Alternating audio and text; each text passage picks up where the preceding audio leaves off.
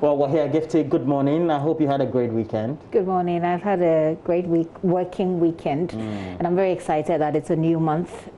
June promises to be an amazing month, depending on how you do it. I just urge everybody to take it as a new start, a new beginning, and work out the things you couldn't do in May.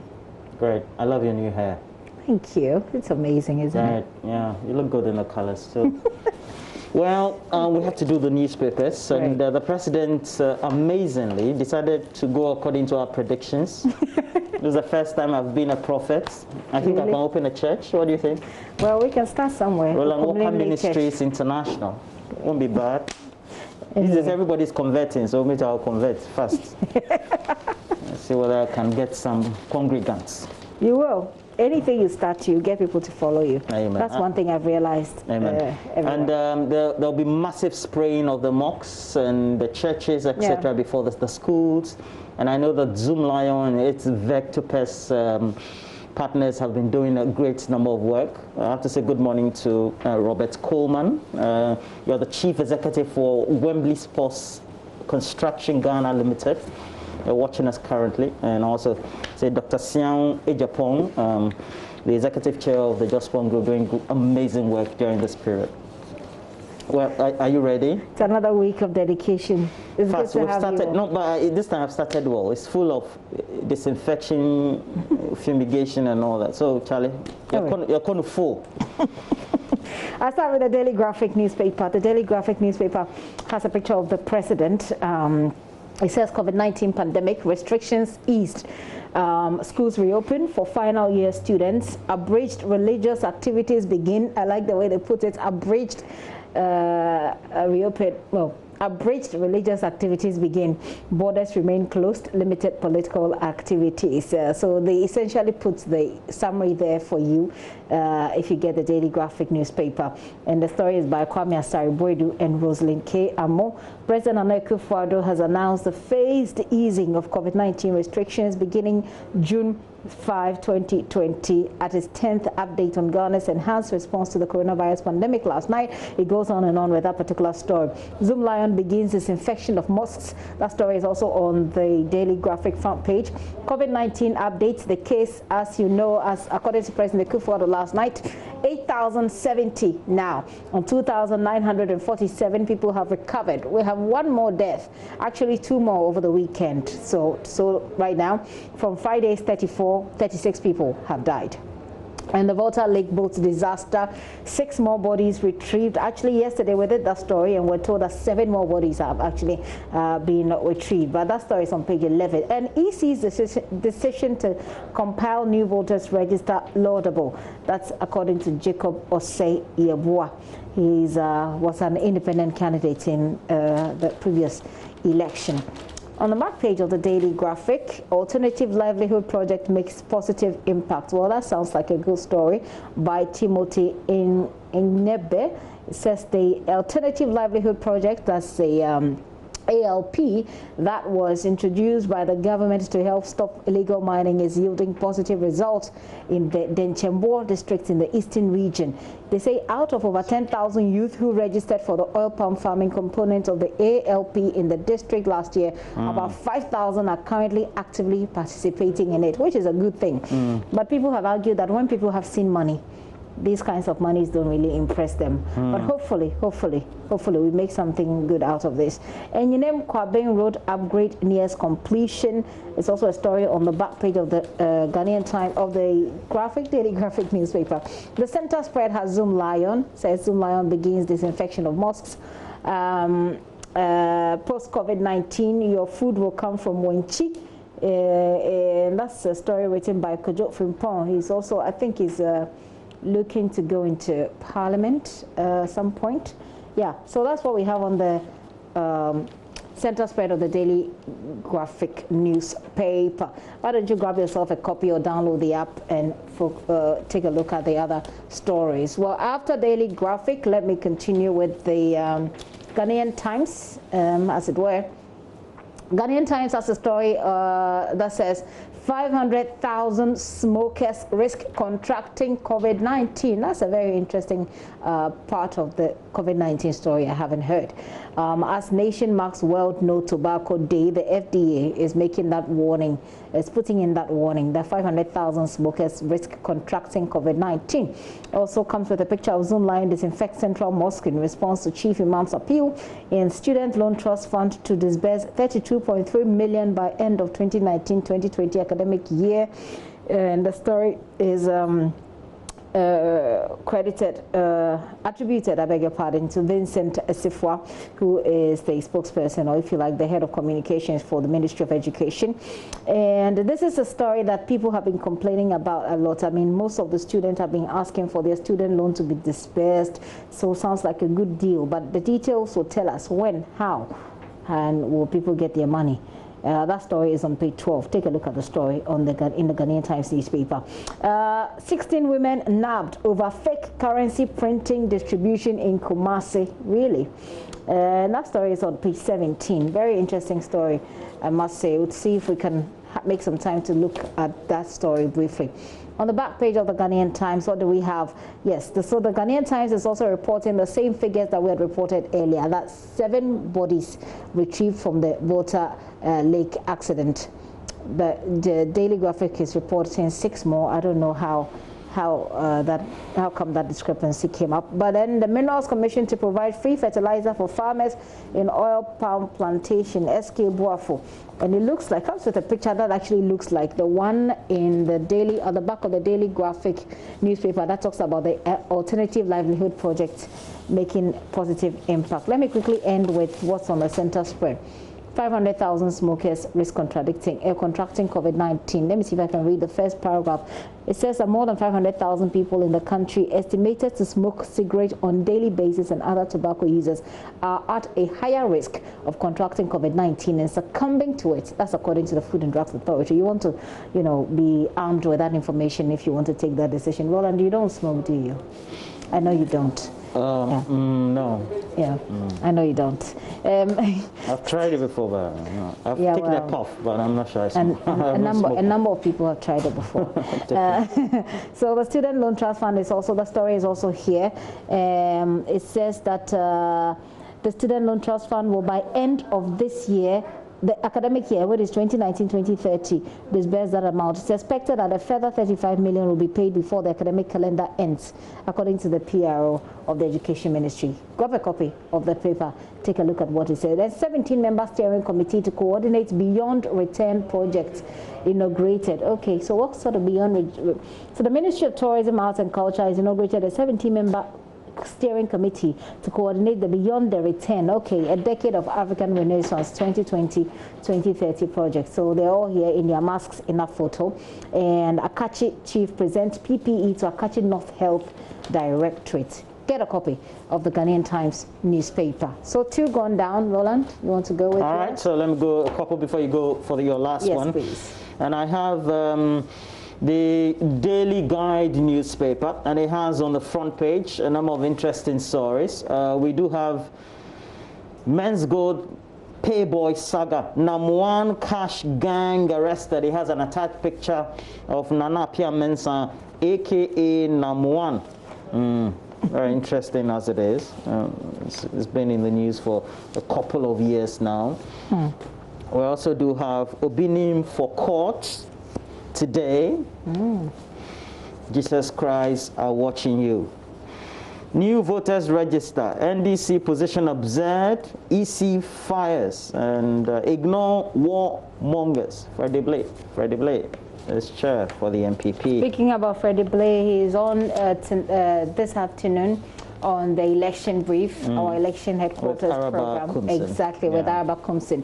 If you want to hear from the chairman of the NPP, the date you want to make is this afternoon at 1:30 with Araba Kumsin. 1:30 sharp. Don't miss it for anything. We also do have Zoom Lion, disinfect Central Mosque, and we know that apart from the Central Mosques, though, they have to be disinfecting other mosques and churches as well before, I miss church. So what a way for me to go to Winners Chapel International, the Community 12 branch, which is my resident branch. Let's go to the back page. We have stories all about sports, round Kotoko-like business, and this was called from an interaction. The sports team was Nat Ator, supported by Gary and the rest of the team, George Jr., and all of them put it together, this great interaction with a former defender, played for Bayern Munich and also played in Italy as well. We're talking Samuel Osei Kufuor, stalwart during his time. Kufuor tells new board, run Kotoko-like business. Don't just run Kotoko-like, Charlie. Run it like Manchester United. That's your team, right? Manchester United. Well, apparently. So the person I was, following said it's Manchester City instead. Okay, the person you were following rather supports Manchester City. So you're following teams followed by other people. Yes, because I've not been able to make a choice yet. Okay, this is a team I follow closely. Chelsea, and one of its players, N'Golo Kante, has been dragged to court over £3.4 million. Gifty has lived in the UK, knows that 3.4 million is a lot of money. You don't actually need to live in the UK to know that that's a lot of money. It's like Ghana 3.4 million. But if you take one CD, that's that's what you get about seven or so CDs, then you know that's a lot of money. I haven't looked at the rates this month, but thank you for drawing my attention. Tony Yeboah chides referees. And football will never be the same again, Lionel Messi says, and it's true. Life actually will never be the same. Let's go to the center spread of the Daily Guide newspaper. It's not over for Komfo Kwade, Gloria Safo says, and then we also have, I don't care what you think of my repentance. Here is another repentance. Kessie, used to be a mentor winner, went to MTN, is it West Africa or something like that? MTN something. I think Nigeria. it's Project Fame or Project something like that. Fame, yeah. He placed second in that contest. I watched it, yeah. Now we have other stories there. But it's good to see Kwade. I mean, I hope that he's doing well.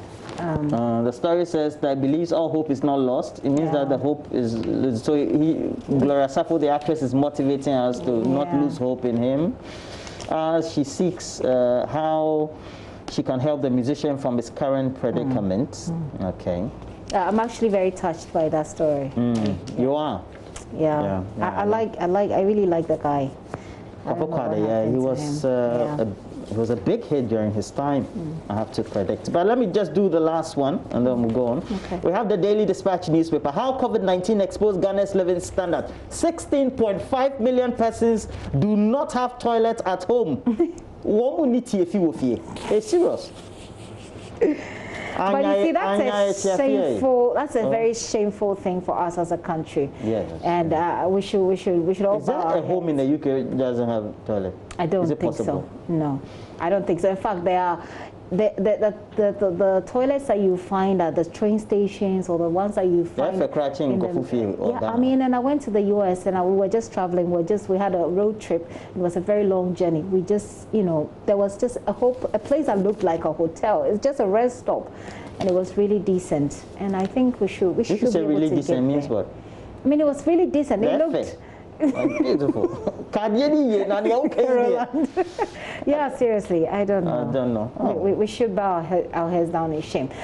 Just because you have a toilet in your home doesn't mean you shouldn't be concerned about people. Even now, why now home? Say, are you green? Land.